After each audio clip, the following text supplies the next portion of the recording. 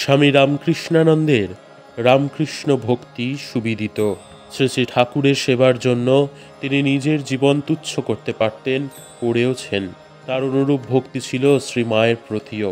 1911 সনে শ্রী মা যখন দক্ষিণ ভারতে তীর্থস্থান দর্শন করতে আসেন, সেই সময় রামকৃষ্ণানন্দজি তাঁর সেবার সুযোগ পেয়েছিলেন। কিসে শ্রী মা স্বচ্ছন্দ বোধ করেন, কিসে তিনি আনন্দে থাকেন, সব দিকে ছিল স্বামী রামকৃষ্ণানন্দের অতন্দ্র প্রয়াস।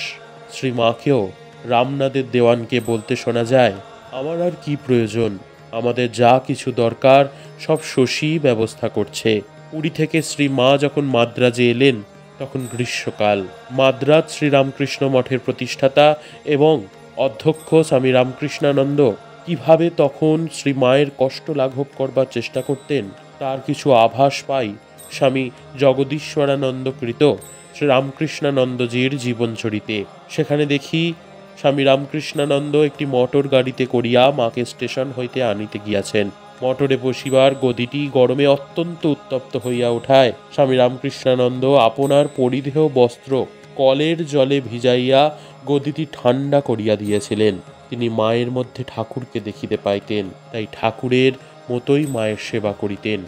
অগ্নি আর তার দাহিকা শক্তির ন্যায় ঠাকুর এবং মা অভেদ, একথা তিনি প্রায়ই বলিতেন।